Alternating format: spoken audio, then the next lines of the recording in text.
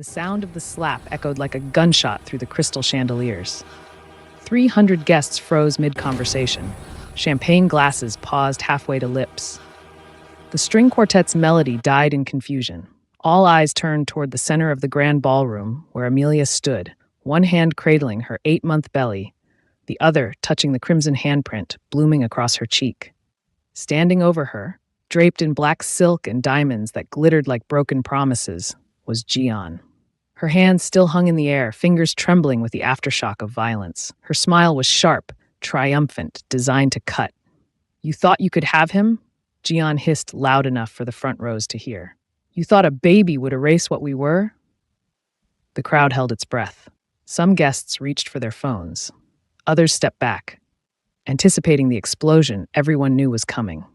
Because standing just 3 feet away, perfectly still in his charcoal gray Italian suit, was Choi Moo-jin, the architect of ruin, the man who once dismantled empires with a phone call, the legend who could collapse a rival's entire existence without ever raising his voice. 7 years ago, they said he could end you with nothing but a signature and a smile. And right now, he was smiling. Not the warm smile he saved for Amelia. Not the soft expression he practiced in the mirror for their daughter who would arrive in 4 weeks. This was something ancient, something surgical. The smile of a man who had just been reminded of a language he thought he'd forgotten. Jian's confidence flickered. Just for a second. Moo-jin moved then, but not toward her. He crossed to Amelia, his movements calm, controlled, terrifyingly gentle. He cupped her face with both hands, inspecting the mark on her skin as if it were a blueprint he needed to memorize. His thumb traced the outline of Jian's violence with the precision of an architect measuring structural damage. "Are you hurt?" His voice was silk over steel. Amelia met his eyes. Despite the shock, despite the sting, she smiled back at him. "I'm okay," she whispered. "We're okay." Moo-jin kissed her forehead, lingering there for 3 full seconds, while the entire ballroom watched. Then he turned to Jian. He didn't shout, didn't threaten. Instead, he walked toward her with his hands open, his posture relaxed. And before Jian could process what was happening, before her bodyguards could react, Moo-jin wrapped his arms around her in what looked like an embrace. To everyone watching, it appeared almost tender. But those close enough could hear his whisper, soft as death against her ear. "Thank you for reminding me who I am." Jian's blood went cold. Moo-jin pulled back, his smile still in place, and adjusted his cufflinks as if nothing had happened. He took Amelia's hand, and together they walked toward the exit. Not rushed, not fleeing, just leaving, like guests who had simply grown tired of the party. Behind them, Jian stood frozen, suddenly aware that she had just made the worst miscalculation of her life. Because the architect of ruin hadn't retired, he'd simply changed his blueprint. And this time, she was the condemned building. But to understand why a mafia boss smiled while his pregnant wife was struck, you need to know the real story. The one that started 7 years ago when Jian left Moo-jin bleeding in an alley, convinced she'd killed the only man who ever terrified her. Welcome to Seoul Africa Stories. Before we begin, take 1 second to like this video and smash that subscribe button because you won't want to miss what the architect builds next. It truly helps the channel grow and allows us to bring you more powerful African stories. Also, drop a comment and tell us where you're watching from. Drop your country flag in the comments. 7 years ago, Choi Moo-jin didn't need weapons. He had something far more devastating: information, patience, and the kind of strategic mind that could see 17 moves ahead while his enemies were still celebrating their first victory. They called him the architect of ruin, and the name wasn't metaphorical. In the underground world of Seoul's organized crime, Moo-jin operated like a master builder in reverse. While other enforcers broke bones and spilled blood in back alleys, Moo-jin studied blueprints, financial records, legal documents, shell companies. He understood that every criminal empire, no matter how powerful, was just a structure, and every structure had a foundation. Find the cracks, apply the right pressure, watch it all come down. His most famous job was the dismantling of the Guok family, operated untouched for 2 decades. Moo-jin didn't fire a single shot.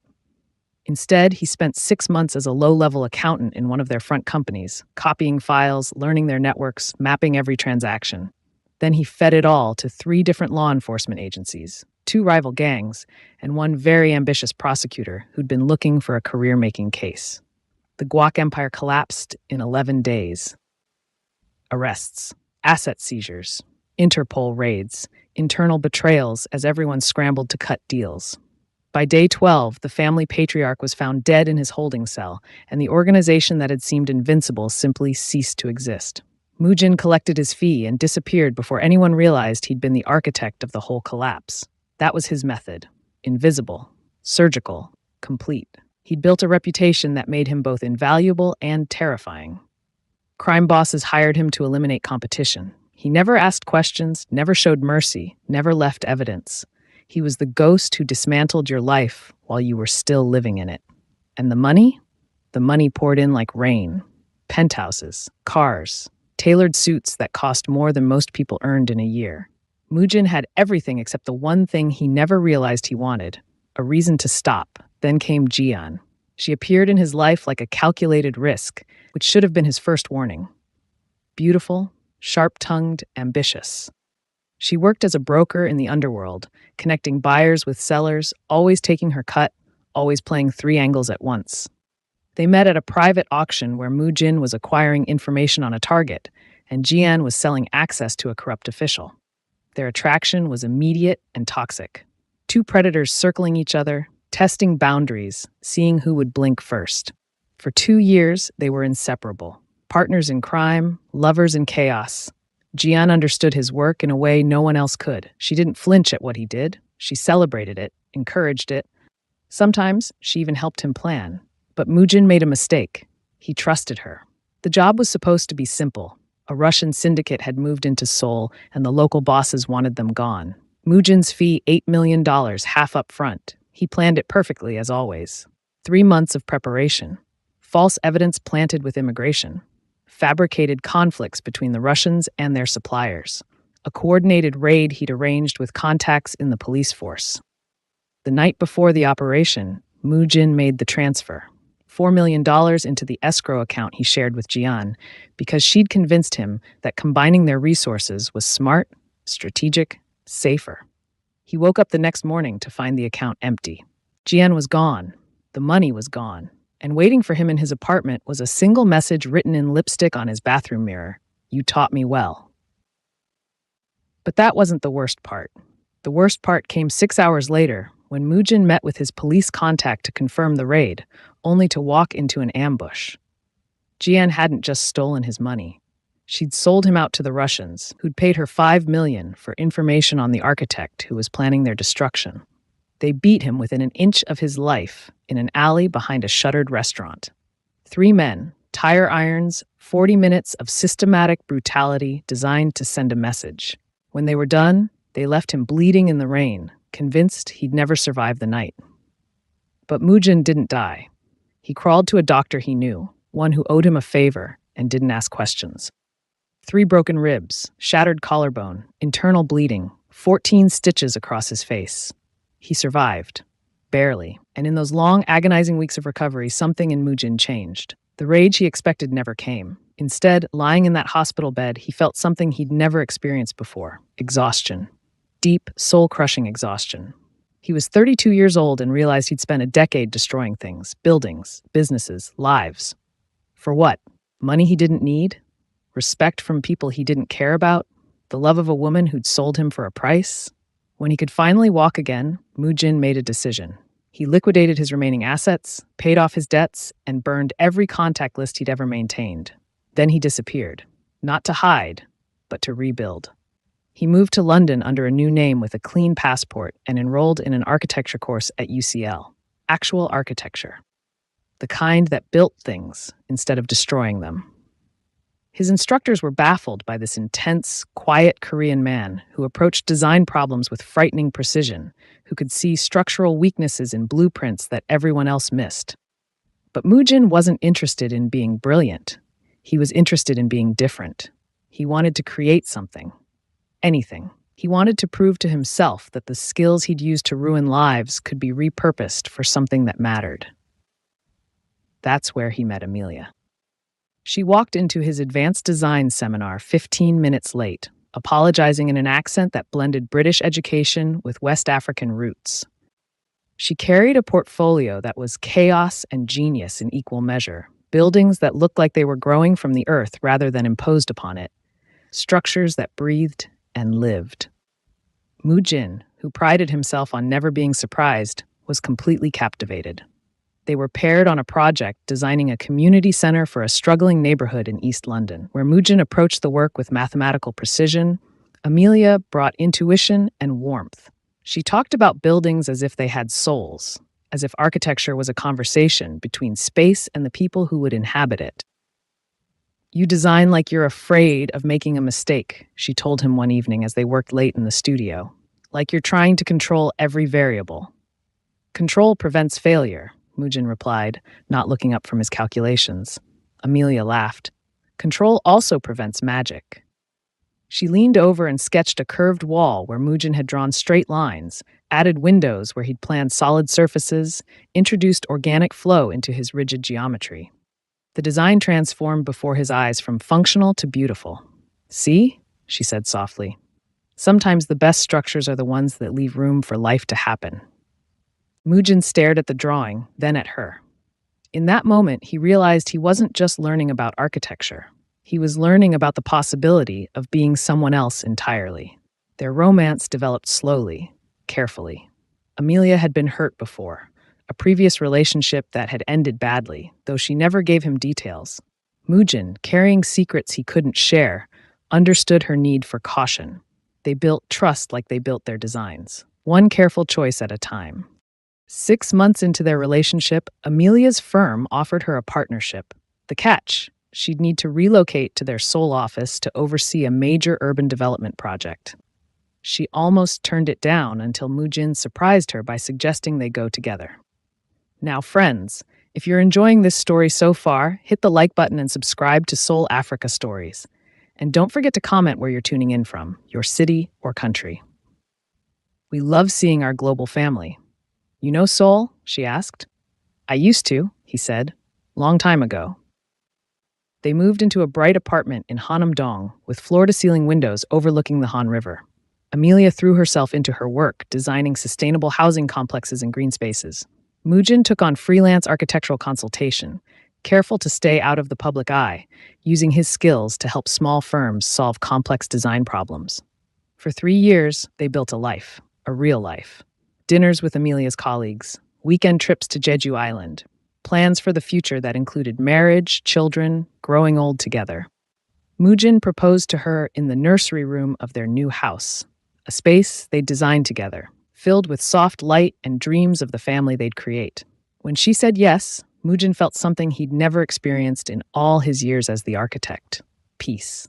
They married quietly in a small ceremony. Amelia's family flew in from Ghana. Mujin claimed his family was estranged. It was the only lie he allowed himself, because the truth, that everyone who'd known him before was either dead, imprisoned, or would kill him on sight, was impossible to explain. And then, 8 months into Amelia's pregnancy with their daughter, the invitation arrived. A charity gala for arts education, hosted by one of Seoul's most prominent cultural foundations. Amelia's firm was a major sponsor, and her attendance was expected. Mujin, who normally avoided large events, agreed to go because he could see how excited she was. "You'll be bored," Amelia teased as she selected her gown, a stunning African print silk that celebrated her heritage and accommodated her growing belly. "I'll survive," Mujin assured her, choosing his charcoal suit with the same careful precision he applied to everything. What he didn't know was that across the city, Jian had received the same invitation. Jian, who'd built her own empire with the money she'd stolen. Jian, who'd convinced herself that Mujin was dead and buried in an unmarked grave somewhere. Jian, who thought she'd won. She arrived at the gala in a black gown that cost more than most cars, diamonds dripping from her wrists and throat like spoils of war. She moved through the crowd collecting admiration, brokering deals, playing the role of the sophisticated businesswoman she'd bought with blood money. Then she saw him. Across the ballroom, standing with his hand on the small of a pregnant woman's back, was Choi Mujin. Alive, thriving, happy. The shock hit Jian like ice water. For 7 years, she'd carried a small kernel of guilt about what she'd done, soothed by the assumption that he probably died from his injuries or disappeared into obscurity. But here he was, looking better than she'd ever seen him, distinguished, content, free. While she was still playing the same games, still hustling in the shadows, still proving herself to men who would never truly respect her. The injustice of it burned. She watched him throughout the evening, noting every gentle touch he gave his wife, every soft smile, every moment of obvious devotion.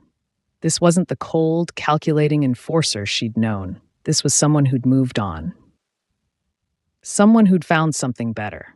And Jian, who'd convinced herself that leaving him was the smartest thing she'd ever done, suddenly felt like she'd lost something irreplaceable. Rage and jealousy mixed into something toxic. Before she could stop herself, before she could think it through, Jian was moving across the ballroom. Her heels clicked like counting down seconds. The crowd parted without realizing why. She stopped directly in front of them. "Mujin," she said, his name dripping with false sweetness. "After all these years." Mujin turned slowly. His expression didn't change, but Amelia felt his hand tighten slightly on her back. "Jian." His voice was neutral, flat. "I thought you were dead." "Funny," Jian smiled. "I thought the same about you." Amelia looked between them, sensing the history, the tension thick enough to choke on. "Do you two know each other?" "We used to," Mujin said carefully. Jian's eyes slid to Amelia, taking in the elegant gown, the confident posture, the way she stood beside Mujin like she belonged there, like she'd earned something Jian had thrown away. "Is this your wife?" Jian asked, already knowing the answer. "Yes." "How charming." Jian's smile sharpened. "And pregnant. Congratulations. I'm sure you'll be a wonderful father." The word father came out like an insult. Amelia, who'd spent her career navigating rooms full of dismissive men and subtle aggression, recognized danger when she saw it. "Thank you," she said calmly. "We're very excited." "I'm sure you are." Jian took a step closer, invading their space with predatory intent. "Tell me, does she know what you really are, Mujin? Does she know what you've done?" Mujin's jaw tightened. "That's enough." "Is it?" Jian's voice rose just enough for nearby guests to glance over. "Does she know how many lives you've destroyed? How many people disappeared because of you?" Amelia's hand found Mujin's. "I think you should leave." Jian laughed. "You think you can dismiss me? You don't even know who you're standing next to. This man." She never finished the sentence, because what happened next occurred so fast that most guests would later disagree on the exact sequence of events. Jian's hand came up. The slap connected with Amelia's cheek with a crack that silenced the entire ballroom. And Choi Mujin smiled. The silence that followed the slap was absolute. 300 people held their breath as one. Champagne glasses remained suspended. Conversations died mid-word. Even the string quartet, positioned on the elevated platform at the far end of the ballroom, let their bows drift away from their instruments. Hello, fellas and friends. If you enjoyed this story, please like the video, subscribe, and share it. It really helps us grow and bring you more stories like this. Amelia stood frozen, one hand instinctively cradling her belly, the other rising slowly to touch her cheek, where Jian's handprint was already blooming red against her dark skin. Her eyes were wide, not with fear, but with shock at the sheer audacity of what had just happened. Jian's hand still hung in the air, her chest heaving with the adrenaline of what she'd done. Her diamonds caught the light from the chandeliers above, scattering fragments of brightness across her face like shattered glass. She looked almost surprised at herself, as if her body had acted before her mind could intervene. But she didn't apologize, didn't step back. Instead, she held her ground, her chin lifted in defiance, waiting for the explosion she knew was coming. Because everyone in that room knew who Choi Mujin used to be. The whispers had circulated for years in Seoul's underground, the architect of ruin, the ghost who dismantled empires.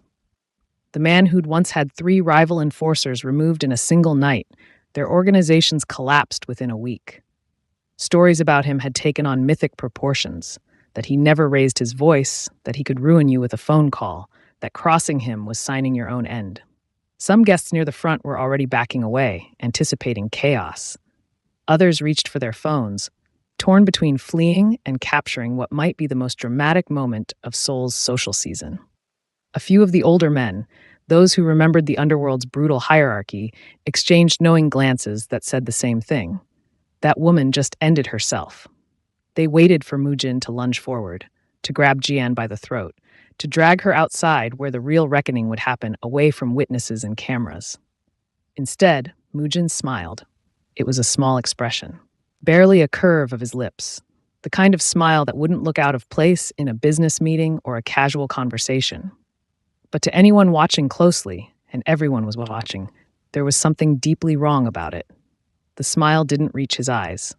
Those remained cold, analytical, measuring.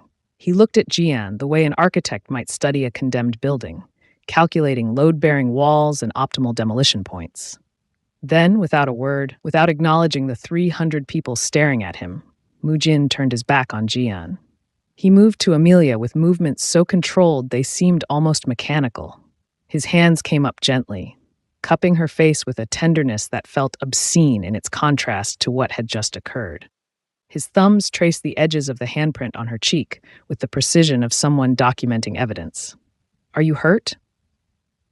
His voice was barely above a whisper, meant only for her. Amelia's shock was giving way to something else. Not fear, but a deep, instinctive understanding that the man she'd married was currently holding himself back from something terrible. She could feel it in the tension of his hands, see it in the rigid set of his shoulders beneath his perfectly tailored suit. "I'm okay," she whispered back, though her voice shook slightly. "The baby's okay. We're okay." Mujin closed his eyes for a moment, as if absorbing her words, letting them anchor him to something. When he opened them again, there was relief there, but also something colder. A decision made. He kissed her forehead, letting his lips linger there for 3 long seconds while the entire ballroom watched. It was an intimate gesture made public, a statement that said more than words ever could. "This is what matters. This is what I protect." Then he turned back to Jian. The crowd tensed. This was it. The moment when the architect of ruin would emerge from retirement and remind everyone why that name had once inspired such fear. But Mujin didn't attack. He walked toward Jian slowly, his hands relaxed at his sides, his posture almost casual. There was no rage in his movements, no visible anger, just a calm, purposeful approach that was somehow more frightening than any display of fury could have been. Jian's confidence flickered. She'd expected screaming, chaos, the kind of explosive reaction that would validate her action, that would prove Mujin was still the person she remembered. Instead, he looked at her with something like pity. "Jian," he said softly when he was close enough that only she and a few nearby guests could hear. "You shouldn't have come here." "I have every right," she started, but the words died in her throat as Mujin stepped closer. And then, to the absolute shock of everyone watching, he embraced her. His arms wrapped around her in what appeared to be a gesture of forgiveness, possibly even reconciliation. To the guests at the back of the ballroom, it might have looked like 2 old friends reconnecting. To those closer, it seemed bizarre, inappropriate, impossible to interpret. But Jian, pressed against his chest, heard what no one else could. "Thank you," Mujin whispered against her ear, his voice so soft it was almost gentle. "Thank you for reminding me who I am." Jian's blood turned to ice. She tried to pull back, but his arms held her in place, not forcefully, but firmly. A reminder that despite his smile, despite his calm demeanor, he was still stronger than her. "You made a mistake 7 years ago," he continued in that same terrifying whisper. "You thought you destroyed me. You thought you won, but all you did was teach me patience." He pulled back just enough to look into her eyes, his smile still in place. The architect never left Jian. He just learned to build prisons instead of graves. He released her then, stepping back with a final, gentle pat on her shoulder that to observers might have looked friendly, but to Jian felt like a judge's gavel coming down. Mujin turned away, offered his arm to Amelia, and together they walked toward the exit. Not rushing, not fleeing, walking with the measured pace of people who had simply decided the evening was over. The crowd parted for them like water. No one spoke. No one moved to stop them. They simply watched as Mujin and Amelia disappeared through the grand doors, leaving Jian standing alone in the center of the ballroom, suddenly aware that she had miscalculated catastrophically. The whispers started before the doors even closed behind them. Mujin drove Amelia directly to the hospital, despite her protests that she was fine. He sat beside her in the examination room, holding her hand while a doctor checked her blood pressure, listened to the baby's heartbeat, ran through a series of questions designed to assess trauma. "Everything looks normal," the doctor finally announced. "The baby's heartbeat is strong, no signs of distress, but I want you to rest for the next few days. No stress, no excitement." Amelia nodded, relief flooding her features. But when she looked at Mujin, she saw that his expression hadn't changed. He still wore that small, cold smile. "Mujin," she said softly after the doctor left. Who was she? He was silent for a long moment, his thumb tracing circles on the back of her hand. "Someone from my past. Someone I should have told you about." "Did you love her?" "I thought I did. Once." He met Amelia's eyes, and for the first time since the slap, his expression softened into something genuine. "But I didn't know what love was until I met you." Amelia studied his face, seeing the truth there, but also seeing something else. A darkness she'd never noticed before, or perhaps had chosen not to see. "What are you going to do?" Mujin's smile returned. "Take you home. Make sure you rest. Take care of you and our daughter." "That's not what I'm asking." He stood, helping her off the examination table with infinite gentleness. "I know." They drove home in silence. Mujin helped Amelia into bed, brought her water and the pregnancy pillow she preferred, kissed her forehead with the same tenderness he'd shown at the gala. "I love you," he whispered. "Nothing that happens changes that." Amelia caught his hand before he could leave the room. "Mujin, whatever you're planning—" "Rest," he interrupted gently. "That's all you need to think about. Rest and taking care of our baby." He waited until her breathing deepened into sleep before he moved. Then he walked to his study, closed the door, and opened the locked drawer of his desk that Amelia had never asked about. Inside were 3 phones he hadn't used in 7 years. Burners with encrypted SIM cards, registered to names that didn't exist, connected to networks that operated in the spaces between legal and illegal. Mujin powered on the first phone and waited. Within 30 seconds, it began to vibrate with messages, automated alerts from accounts he'd set up as insurance policies before he disappeared. Digital tripwires he'd planted throughout Seoul's underground infrastructure, designed to notify him if certain names ever surfaced in official databases or business networks. And there, among the accumulated 7 years of silent alerts, was Jian's name, highlighted dozens of times. Police reports, business registrations, property acquisitions. She hadn't just survived, she thrived. Mujin began to read, his architectural mind organizing information into structures he could analyze. Within an hour, he had a preliminary blueprint of Jian's current life. She ran an import-export business that was clearly a front for questionable activities. She had connections to 3 separate organizations, providing logistics and financial services. She'd invested the money she'd stolen from him, his money, into real estate across Southeast Asia, creating a network of holdings that generated legitimate income while hiding illegal operations.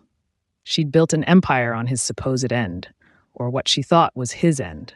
The second phone connected him to a secure forum he'd once used to communicate with information brokers. His old login still worked, another insurance policy. He posted a single encrypted message. "The architect needs structural analysis. Target, Jian. Timeline, 72 hours. Budget, unlimited." The response came within minutes. 3 brokers accepted the job simultaneously, competing for his business like sharks sensing blood in water. They remembered him. They remembered what it meant when the architect requested information. By morning, his email, routed through 6 proxy servers, contained 18 files, financial records that Jian thought were hidden. Photographs of her meeting with known questionable figures, voice recordings of conversations that proved she was still actively involved in illegal operations. Partnership agreements that outlined exactly how her empire was structured and where its vulnerabilities lay.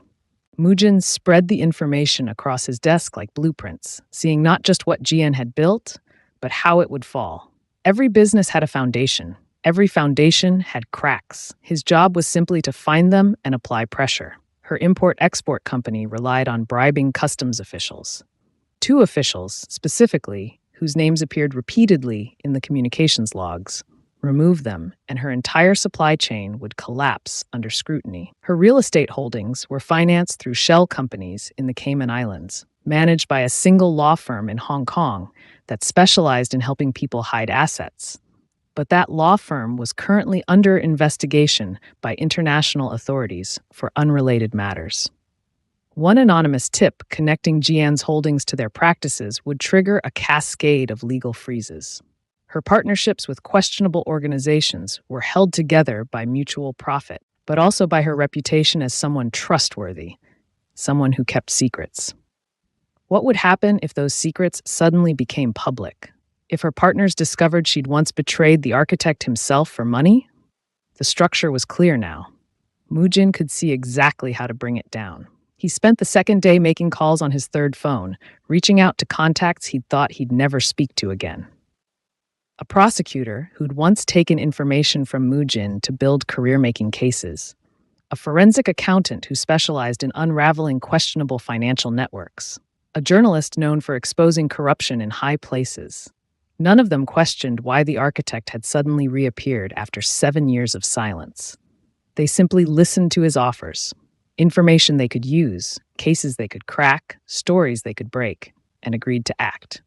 Mujin didn't tell them about the slap, didn't mention his pregnant wife or his desire for justice. He simply presented opportunities, positioned as mutually beneficial arrangements.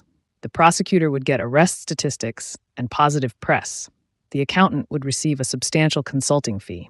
The journalist would break a major story about questionable networks operating in Seoul's business sector. They would do the work. They would take the credit.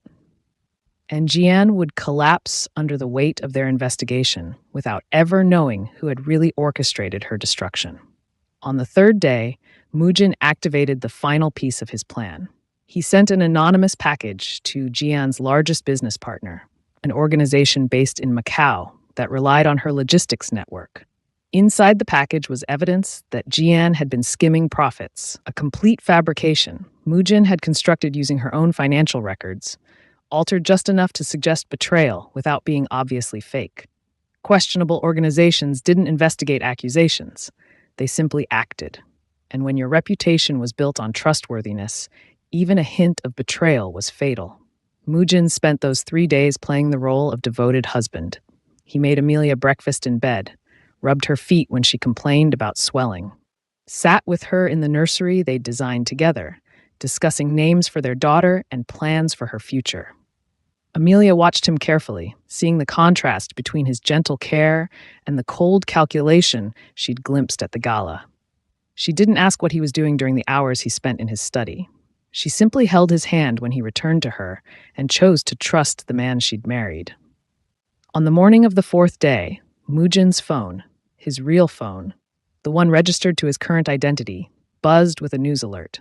Prominent businesswoman arrested in multi-million-dollar case. The article included a photo of Jian being led away in handcuffs, her expression caught between shock and fury.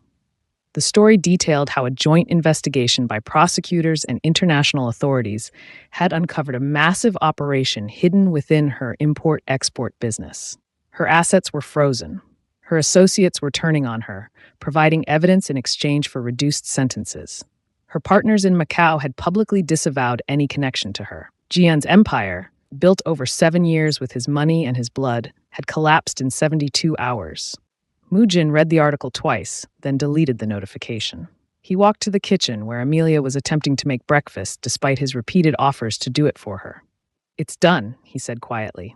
Amelia turned to him, one hand on her belly, the other holding a spatula. "The woman from the gala? She won't bother us again." "Did you?" She stopped, reconsidering the question. "Should I ask?" Mujin crossed to her, taking the spatula and setting it aside so he could hold both her hands. "I didn't hurt her. I didn't threaten her. I just built a case. Let the system do what the system does." "But you built the case." "Yes." Amelia searched his face, seeing the truth there, that the gentle man who'd spent 3 days caring for her was also capable of dismantling someone's entire existence with the same precision he applied to architectural designs. "Is this who you were?" she asked. "Before?" "This is who I was," Mujin confirmed, "but it's not who I want to be." "Then why did you do it?" His hands tightened slightly on hers. "Because she hit you. Because she threatened our family.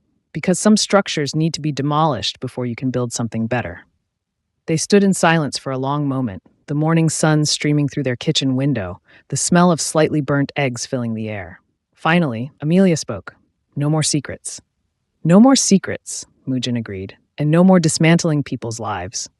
He smiled, a real smile this time, warm and genuine. Unless they hit my wife. Despite everything, Amelia laughed. She pulled him close, her pregnant belly pressed between them, and kissed him with the fierce tenderness of someone choosing love despite its complications. You're retiring the architect, she said. Again, permanently this time. Permanently, he promised. I just needed to close one last project. And in a holding cell across the city, Jian sat staring at the concrete walls of her prison, finally understanding what she'd lost 7 years ago when she'd left Mujin for gone. Not just his love, not just his protection, the chance to be something more, the possibility of building instead of destroying, the opportunity to become someone who created beautiful things instead of someone who consumed them. The architect had taught her a final lesson. The most devastating ruins aren't physical structures. They're the lives we destroy trying to prove we're strong enough to survive alone. The 72 hours that followed the Gala incident unfolded in two parallel realities. In one reality, Choi Moo-jin was the perfect, expectant father.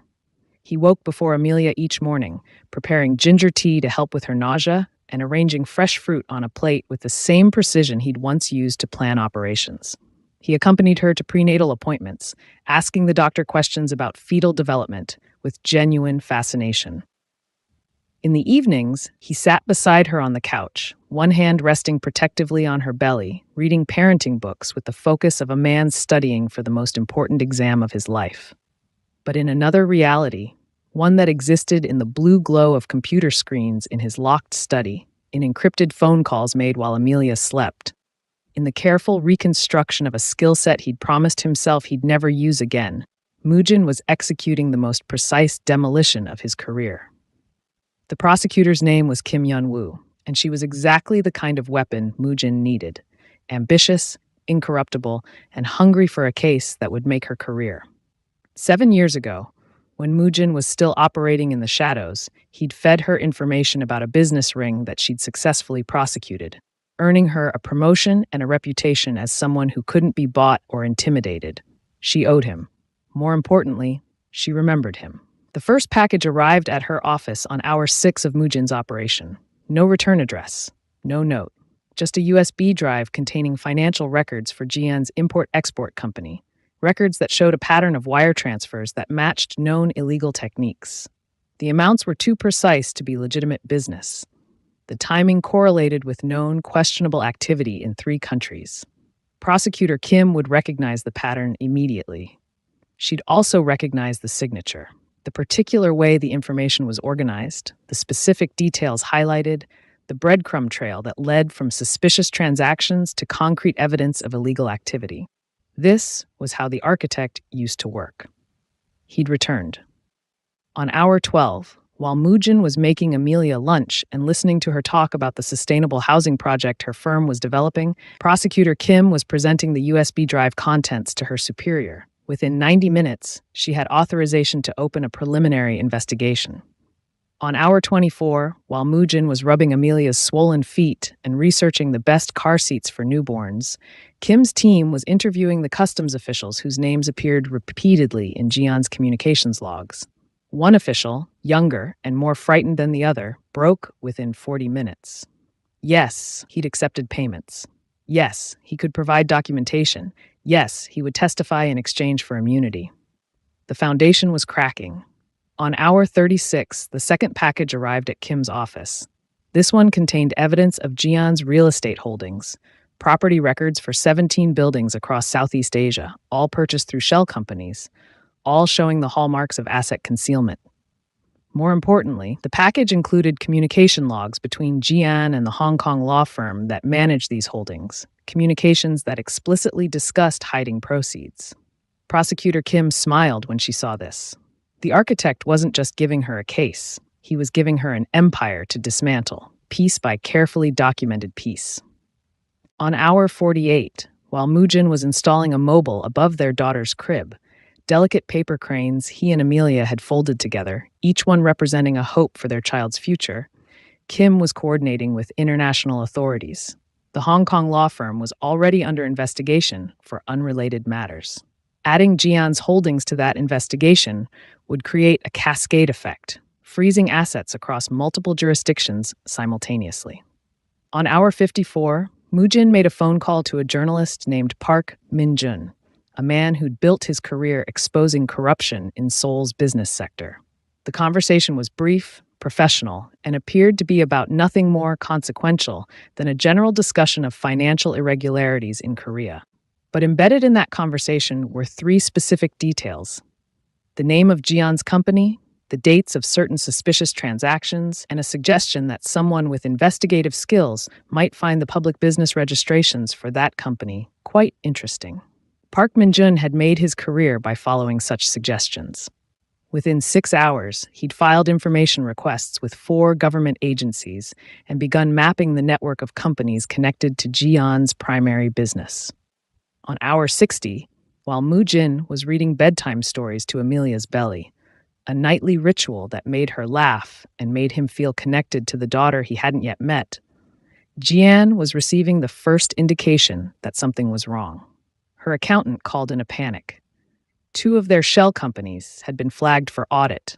The Hong Kong law firm wasn't returning calls. The customs official who'd been on their payroll for 3 years had suddenly resigned without explanation. Jian wasn't worried yet. Problems arose in her line of work. They could be managed, contained, solved with money or intimidation or both. She'd built her empire by being smarter and more ruthless than her competitors. A few audits weren't going to bring her down. She had no idea she was living in a building whose foundations had already been removed, held up only by momentum and ignorance, seconds away from collapse. On hour 66, the third package arrived at Prosecutor Kim's office. This one was different. Not just evidence of Jian's activities, but evidence of her partnerships. Names, dates, transaction records connecting her to 3 separate questionable organizations. Most devastating of all, evidence that she'd been skimming profits from her largest partner, the Macau organization that provided most of her business. This evidence was fabricated, but Mujin had constructed it so carefully, using Jian's own financial records as the foundation, that it would take a forensic accountant weeks to identify the alterations. And in the business underworld, accusations didn't require proof. They only required plausibility. Prosecutor Kim understood immediately what the architect had done. He wasn't just giving her the target. He was isolating the target, cutting off every possible avenue of support or escape. By the time Jian realized she was under investigation, she'd also be fighting on 2 fronts: law enforcement ahead of her and her own business partners behind her. Kim had prosecuted hundreds of people in her career. She'd seen every defense, every escape attempt, every desperate gambit. But she'd never seen anyone as thoroughly trapped as Jian was about to be. On hour 68, Prosecutor Kim made her move. She filed for emergency asset freezes across 7 jurisdictions simultaneously. She coordinated with international authorities to flag Jian's passport. She issued subpoenas to 4 banks, 3 law firms, and 17 individuals connected to Jian's business network.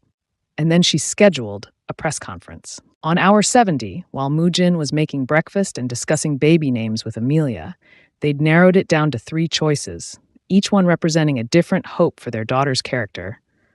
Park Min-jun published his article, The Hidden Empire: How One Sole Businesswoman Built a Network Worth Hundreds of Millions. The article was devastating, meticulously researched, impossible to dismiss as speculation because every claim was backed by public records, albeit records that required expertise to interpret correctly. The article didn't explicitly accuse Jian of wrongdoing. Park was too experienced for that, but it asked all the right questions, drew all the right connections, and left readers with an unmistakable impression. This woman was operating outside the law, and authorities should investigate. The article went viral within 2 hours. News stations picked it up. Business networks discussed it. Social media exploded with commentary and speculation. By hour 71, Jian's phone was ringing constantly. Partners demanding explanations, lawyers advising immediate action, associates distancing themselves with transparent urgency. And then came the call that made her blood run cold. Her Macau partner, informing her in a voice like frozen steel that their arrangement was terminated, effective immediately, and she should consider herself fortunate that termination was all they were imposing. They'd seen the evidence of her alleged skimming. They didn't care if it was true. In their world, the accusation itself was enough. Jian stood in her luxury apartment, purchased with money she'd stolen from Mujin 7 years ago, and felt the ground shifting beneath her feet. This wasn't coincidence. This wasn't bad luck. This was coordinated, precise, surgical. This was architecture. And she knew, with sudden and absolute certainty, who the architect was. On hour 72 exactly, Jian held her own press conference. It was a desperate move, an attempt to control the narrative before law enforcement could. Her PR team had arranged it quickly, booking a hotel conference room, inviting journalists, preparing a statement that portrayed her as a legitimate businesswoman being unfairly targeted by unnamed enemies with ulterior motives. She wore white, a deliberate choice meant to project innocence. Her makeup was flawless. Her statement was carefully crafted to express outrage without acknowledging any specific accusations. She was the picture of wrong dignity, prepared to fight these baseless allegations. She never got to deliver the statement. Prosecutor Kim walked into the conference room, flanked by 6 police officers, holding an arrest warrant and wearing an expression of professional satisfaction. The cameras that were supposed to capture Jian's defense instead captured her arrest, broadcasting it live to news networks across Korea. Jian, Kim announced clearly, making sure every microphone caught her words, "You're under arrest for tax evasion, conspiracy to commit various offenses, and operating an illegal enterprise. You have the right to remain silent." Jian's carefully constructed facade shattered. She looked directly at the cameras, at the journalists who'd come to hear her side of the story, at the public who would now only remember this moment, and felt 7 years of careful building collapse in an instant. As the officers placed handcuffs on her wrists, as her lawyers began shouting objections that everyone ignored, as the cameras flashed and the questions flew, Jian understood exactly what had happened. Mujin hadn't used force, hadn't hired anyone to harm her, hadn't relied on the brutal tactics that had once made him legendary in Seoul's underworld. Instead, he'd used the very systems she'd spent her career evading: law enforcement, financial regulation, public scrutiny, and turned them into weapons more devastating than any physical threat. The architect hadn't built her a prison. He'd revealed that she'd been living in one all along, and simply locked the doors she'd never noticed existed. That evening, Mujin sat in the nursery, watching the paper cranes turn slowly in the air conditioning's gentle current. Each crane represented a promise: love, safety, opportunity, freedom. The same things he'd lacked as a child, the same things he'd destroyed as the architect, the same things he was trying to build for his daughter. Amelia stood in the doorway, watching him. She'd been quiet since the news broke, processing the reality that the woman who'd slapped her was now facing decades in prison, that her husband had somehow orchestrated this downfall while simultaneously being the most attentive partner she'd ever had. "We need to talk," she said softly. Mujin nodded without turning around. "I know."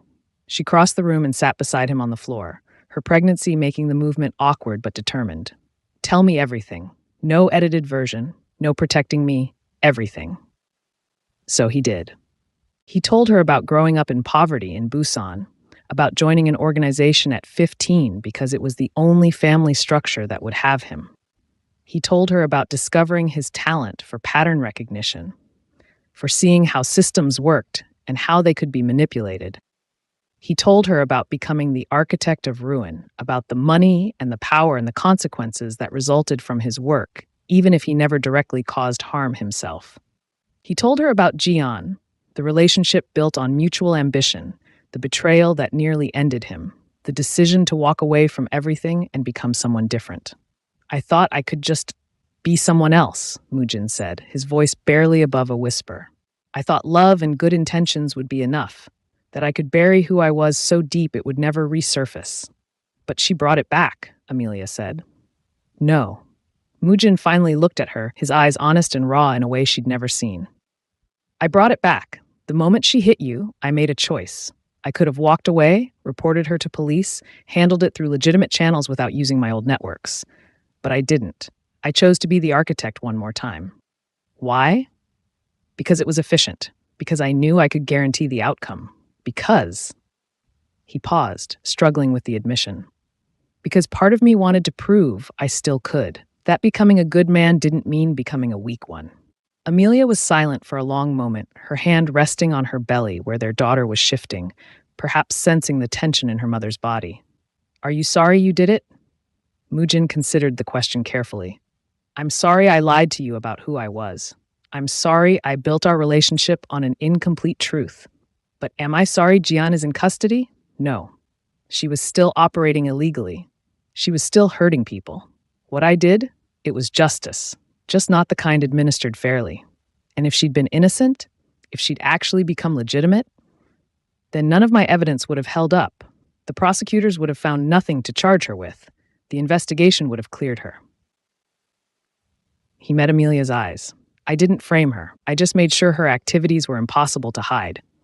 Amelia absorbed this, trying to reconcile the gentleman who read stories to her pregnant belly with the calculating enforcer who dismantled an empire in 72 hours. What happens now? That depends on you. On me? Mujin took her hand, his grip gentle but his gaze intense. I can't promise I'll never use those skills again. If someone threatens our family, if someone puts you or our daughter in danger, I will do whatever is necessary to protect you. But I can promise that I'm done with that world. No more networks, no more operations, no more being the architect for hire. Just the architect for family, Amelia said. Yes. She studied his face, seeing both the man she'd fallen in love with and the man she'd never fully known, understanding that they weren't separate people but different expressions of the same complicated human being. I need time to process this. I understand, but I'm not leaving. She placed his hand on her belly where their daughter was kicking, a reminder of the future they'd built together. I'm angry that you lied. I'm disturbed by what you did. But I also watched that woman hit me and threaten the life we've built, and I can't honestly say I'm sorry she's facing consequences. Mujin felt something unknot in his chest. Not relief exactly, but the loosening of a tension he hadn't realized he was carrying. I don't deserve you. Probably not. Amelia agreed with a slight smile. But you're stuck with me anyway, for better or worse, including whatever complicated worse this situation represents. They sat together in the nursery, surrounded by the hopes they'd folded into paper cranes, and chose to move forward rather than backward. Not because the past was forgotten, but because the future they were building seemed worth the complications of the present. 4 weeks later, Amelia went into labor. The delivery was long and difficult, 18 hours of contractions and breathing exercises, and Mujin holding her hand with a grip that suggested he was the one in pain. But when their daughter finally arrived, small and perfect and screaming with the outrage of someone forced to leave a comfortable place before she was ready, Mujin felt something shift inside himself that he couldn't articulate. This was what he'd built. Not an empire of fear, but a tiny human who would depend on him for everything, who would learn about the world through his example, who would grow up never knowing the chaos and desperation that had shaped his early years. They named her Sarah, after Amelia's grandmother who'd been an activist in Ghana, fighting for education rights until she was 87. A name that meant princess, but that carried weight and history and the expectation of strength. Mujin held his daughter in the hospital room, studying her tiny fingers and the way her eyes tried to focus on his face, and made a silent promise. She would never know the architect of ruin. She would only know her father. Imperfect, complicated, but devoted entirely to her well-being. 6 weeks after Sarah's birth, a letter arrived at their house. It was postmarked from Jeju Correctional Facility, where Jian was awaiting trial. The envelope was thin, containing only a single page of handwriting that Mujin recognized immediately. He stood in his study, holding the envelope, debating whether to open it. Amelia was in the living room with Sarah, singing softly while their daughter fought sleep with the determination of someone who refused to miss a single moment of existence. He could hear them through the door, his wife's voice, his daughter's small noises of protest and contentment. That was his life now. That was what mattered. Mujin crossed to the fireplace they rarely used, struck a match, and held it to the corner of the envelope without opening it. He watched the paper catch, watched Jian's words, whatever they were, apology or threat or plea, curl and blacken and disappear into ash. He'd spent 7 years running from his past, then 72 hours returning to it. But this moment, burning a letter unread, felt like the true ending. Not because he was pretending the past didn't exist, but because he was choosing not to let it define his present. The architect of ruin was gone.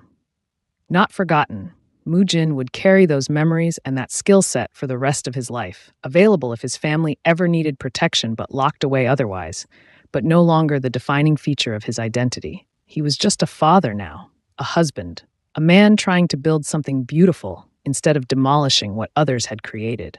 From the living room, Amelia called out, "Mujin? Sarah finally fell asleep. Come see how peaceful she looks."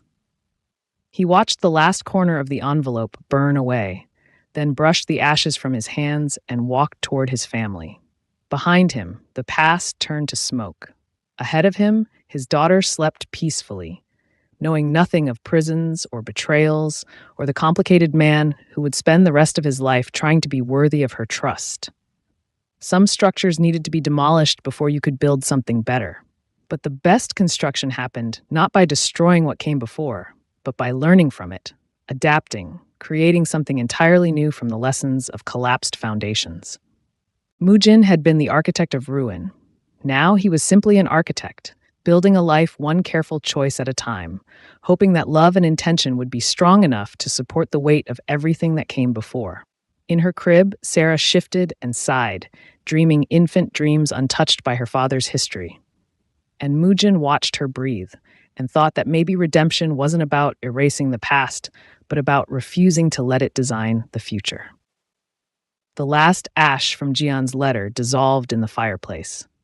The apartment was quiet except for Sarah's gentle breathing and the city sounds filtering through the windows. Amelia reached for Mujin's hand, and for the first time in 7 years, maybe for the first time in his entire life, Choi Mujin felt truly free. He looked at his wife, at his sleeping daughter, at the home they'd created together through patience and trust and the willingness to forgive complicated truths. This was his architecture now. Not the destruction of enemies, but the construction of family. Not the dismantling of empires, but the building of a single, precious life that would grow and flourish in the safety he'd provide. Sarah made a small sound in her sleep, and both parents turned to watch her. Mujin thought about all the choices that had led him here, the terrible ones and the redemptive ones, the violence and the healing, the person he'd been and the person he was becoming. "What are you thinking?" Amelia whispered. "That I spent years tearing things down," Mujin said softly. "But this," he gestured to Sarah, to their home, to the life they'd created, "this is the only thing I've ever built that matters." Amelia squeezed his hand. "Then let's keep building." And they did, day by day, choice by choice, brick by careful brick, building a family, building trust, building a future that honored the past without being imprisoned by it. The architect had learned his final lesson. The most important structures aren't the ones that inspire fear. They're the ones that create shelter, that protect what's precious, that stand as monuments not to power, but to love. Love this story? Tell us in the comments which part resonated with you most. We read every response, and your feedback helps us create better content. Don't forget to subscribe so you never miss our next tale of transformation and second chances. Today's lesson from Mujin's journey. The strongest foundation isn't built on revenge or power. It's built on the courage to change, the wisdom to protect what matters, and the strength to create rather than destroy. True power isn't about how many structures you can tear down. It's about what you choose to build in their place.